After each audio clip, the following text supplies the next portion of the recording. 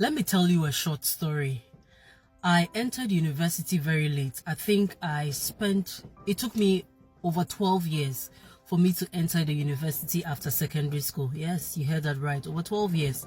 This was because at the time I couldn't get admission. I had applied to a number of tertiary institutions, but I couldn't get admission.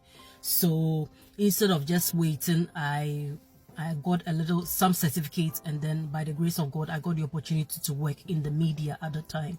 So by the time I had my degree, I was already a wife, I was a mom with children, and all those things. So I entered the university as a mature student, which means that I had already acquired something for myself in the media before entering uni.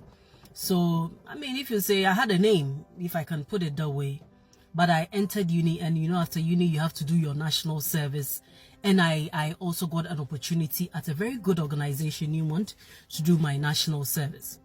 Now, during my national service, there were a lot of colleagues who were there, people who had just finished school right after secondary school. They had this Gen Z thing about them. It was cool being the only wife or mom at the time among the lot. And I loved that experience. I'll say that it was the best period of my life when you talk about learning. Why am I sharing this? When I entered the company, and it got to a time that they would say, okay, we need people to do this, to do that. I'll always raise up my hand. I want to do this. Oh, we need somebody who will lead this campaign. I'll do this. Oh, we need somebody to take on this project. I'll just raise up my hand and I'll do it. Why was I doing that? I had a vision for my life. I had a focus. I had just switched from journalism into corporate communications. So anything that I needed to do for me to learn, I just raise up my hand and do it. I raise up my hand and do it. Now, what I have seen in our generation is that a lot of young people will send you DMs and messages. Oh, I want to be like you. I see you are doing this. It's so nice. I want to be like you. But they don't want to serve. Nobody wants to put their hand in the gutters and then do the actual work that will make you be like the person you admire.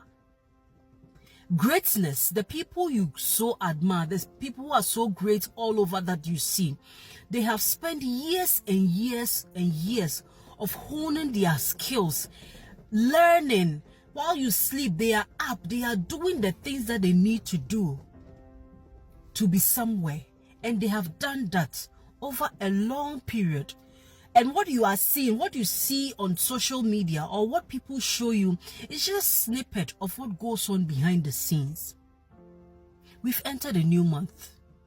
I mean, everybody's saying a lot of that. I want to do this, I want to do that, I want to do that. You can only do something if you put in the work. You can only achieve something if you put in the work. My dear young brothers and sisters, the things you see on the gram, people don't show you the real behind the scenes in life. They show you aspects of their lives. So I just want to encourage you. Maybe you are out of school. You are thinking about starting something. You can start with volunteering. You can start with internships, attachment. I mean, put your pride aside. Yes, sometimes you need to put your pride aside. Imagine if I went to uni and said, oh, I was this in the media, I was the celebrity this, and I was this, and I had that, so nobody can talk to me. Would I have learned anything? Absolutely not. But when I went to uni, I realized that what I knew, I could actually add on to my knowledge. And I thank God that it took that long for me to enter university, because I realized that everything I learned along the way came full circle. Please, I know you want to get somewhere. I know you are in a hurry, but slow down. This life is not a competition on America too. Yeah, just slow down. And then map out a plan for your life. In the next 5 years, where do I want to do? Where do I want to go? What do I need to do to achieve that goal? What am I doing now that is preventing me from getting to where I want to go? What are the things around me that is being a hindrance to where I want to go? Am I learning enough?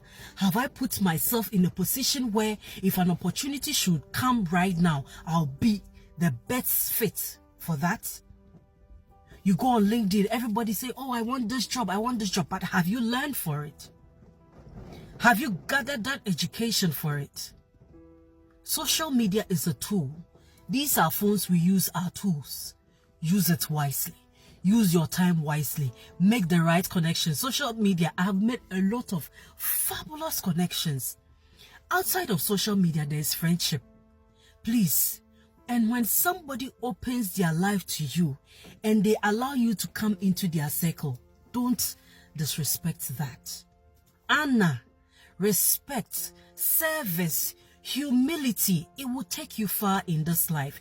These are things we didn't learn in school, but I have been through, but I have learned something in my journey. And I just want to encourage you that in this month of June, please sit down and map out a plan for your life. You cannot get to the next level by just wishing things into existence. Even God, he said, let us make man in our own image. What does it take to make? Effort, time, and effort. So please, stop sitting around wishing for things to happen to you. It's not going to come when you wish for it. It's going to come when you put in the work. It's going to come when you make the right connections. It's going to come when you learn, read, when you unlearn some things. It's going to come. When you yourself, you sit down and say that this is where I want to go and nothing is going to stop me. This month, it will be a powerful month for you. I believe so. I believe strongly in my heart that God is going to open a door for you. But before he can do that, you need to have a plan for your life. Have a plan and always realize that anything you want to do, if you put your mind to it, you can achieve it. I love you. And remember, June is your month. Do it. That thing that you said you would do, do it now.